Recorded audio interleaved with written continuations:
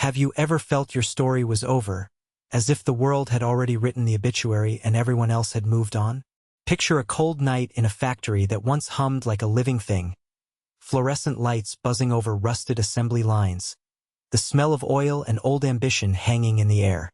In the corner, a small group of people stayed behind while the rest of the world had already decided the verdict. This brand was a relic, a museum piece with 4 rings dulled by time. "You can close the doors," one executive muttered, papers crumpling under one hand. "Or we can do the one thing they won't see coming." The reply came not from a polished marketing brief, but from an engineer with grease under his nails and an unshakable stubbornness in his voice. "Then we build the proof. Not ads. Proof." That exchange is where our mystery begins.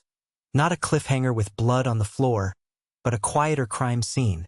Trust broken, reputation mortally wounded, a marketplace that ignored them like a ghost.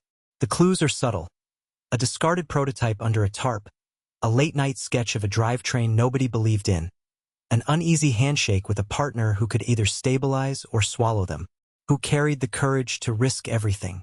Which calculation was reckless and which was visionary? These are the questions we'll untangle. Listen to the creak of the boardroom chairs, the sighs of men and women pacing blueprints at dawn.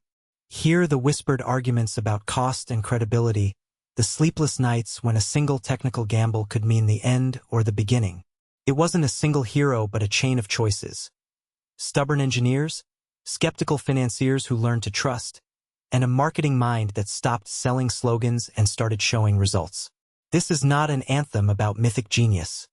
It's a practical map of how a battered brand reconstructed authority step by deliberate step. If you've ever been told to fold, you'll find something here for your fight. If this resonates, tap like quietly, then tell me below. What's your single biggest barrier today? Lack of money, discipline, support, or direction? Comment your pain and, if you want the next clue in this whodunit, how they turned an engineering gamble into undeniable credibility. Subscribe and we'll follow the trail together.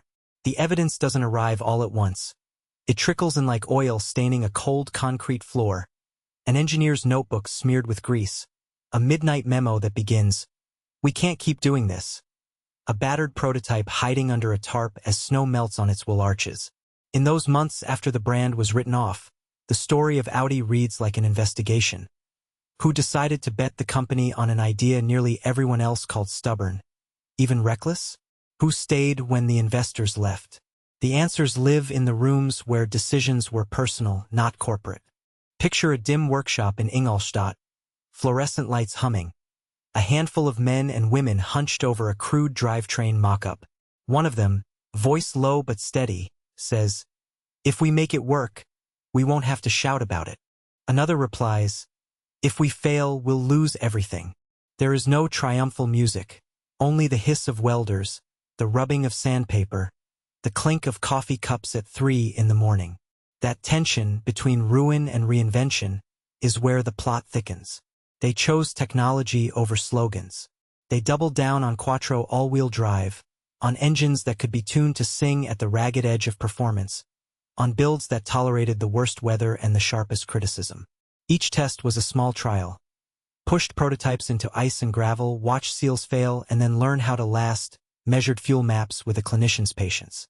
The budget bled, morale wavered, but every failure left a visible trace. The reinforced joints, the recalibrated control systems, evidence that pointed toward competence, not luck.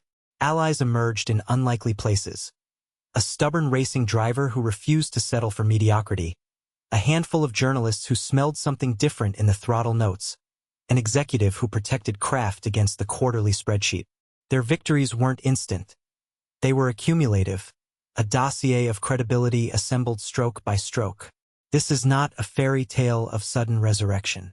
It's a procedural, methodical choices, painful culls, stubborn consistency. And just when the trail seems cold, a single public moment, their machine on a stage or a rally stage, pulled the scattered clues into a coherent narrative. Before we reveal that turning point, tell me, what's the biggest obstacle in your comeback? Money, discipline, support, or direction? Tap like if this speaks to you, and stay with us to see how validation turned into lasting authority. Rain glossed the Nürburgring like a sheet of black glass as a handful of men and women huddled beneath a single lamp in the engineering bay. The room smelled of oil, wet leather, and coffee gone cold. "We can either chase what everyone else is doing," an older executive said, voice tight with numbers and resignation, "or we can make them remember who we were." Across the table, a young engineer, calloused hands, eyes that never stopped measuring angles, tapped a drawing of a drivetrain. "All-wheel drive," she said. "Not a gimmick. Purpose. Grip where others slip. Credibility where words won't stick." That was the gamble. Not a flashy logo or a slogan, but a concrete, expensive promise. A system that would force journalists, racers, buyers to stop treating Audi as relic. Investment meant months without sales, prototypes that failed spectacularly, and a boardroom where investors paced like caged predators. "You're risking the company on a rumor," a director spat. "We're risking the company to make it real," replied the engineer, voice steady as a metronome. Night became the laboratory. Mechanics rewired their lives around torque curves. A test driver whispered the car's limits like a confession as gravel leapt and the Quattro bit into the corners. In the pits, a mechanic grinned and said, "Feels like the old days when we had something to prove." That spirit, obsession calibrated by discipline, was the true ally. So were unlikely partners. A daring advertising head who refused platitudes, a small motorsport team willing to crash cars for the story, and a dozen skeptical customers who bought the first models because they trusted one brave dealer. When victory arrived, on a rain-swept stage where everyone expected failure, it didn't roar. It made a quiet, undeniable statement. Journalists scribbled different notes. Dealers called back. Sales didn't explode overnight, but credibility did. Measurable, repeatable, rooted in engineering that never stopped proving itself. The lesson is practical, not poetic. Rebuild with a product people can't ignore. Protect that product with relentless consistency. And gather allies who will bet their reputations with you. If this strikes a chord, tap like and tell me. What's your single biggest barrier today? Money, discipline, support, or direction? Subscribe and stay with me. Next, we trace how consistency turned credibility into culture. When the evidence finally lines up, the mystery stops feeling like fate and starts looking like a series of deliberate choices. You can almost hear the creak of the workshop door at dawn, the hiss of welding, the coffee mug set down beside a stack of blueprints that no longer promise comfortable profits. Just survival and a stubborn idea. The brand's identity was not restored by a single headline or a flashy ad. It was reconstructed in long nights, in prototypes that broke more often than they ran, and in a boardroom where someone quietly refused the easy sell. "We build credibility, not myths," an engineer mutters over a failing dynamometer, and in that sentence the plan reveals itself. Meticulous engineering, consistent messaging, and the courage to compete where it matters. The clues point to technology used like testimony. Four-wheel drive mastered for performance and safety, chassis and engine choices tuned not for hype but for repeatable results. Motorsport became the courtroom where claims were tested. Rally stages and endurance tracks were impartial judges. Each podium, each incremental reliability fix, became a new piece of evidence that shifted public opinion.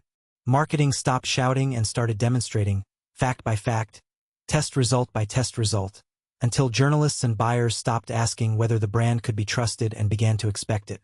But the emotional thread is just as important. There were allies who believed when others laughed, technicians who stayed through pay cuts, dealers who kept a small stock and a steady handshake. Humility replaced arrogance. Patience replaced impatience. This was not a victory lap so much as a slow climb where competence accumulated until it felt inevitable. The lesson for anyone whose engine sputters today is simple and practical. Choose a few measurable bets, iterate ruthlessly, and let performance do the repeating. Reputation rebuilds with consistency, not slogans. If this reconstruction spoke to you, give it a quiet like. It helps others find the same map. Tell me below, what's your single biggest barrier right now? Lack of money, discipline, support, or direction? Share that one pain, and if you want, Subscribe for the next chapter where we unpack the exact steps those engineers took, turn by turn, so you can start your own comeback.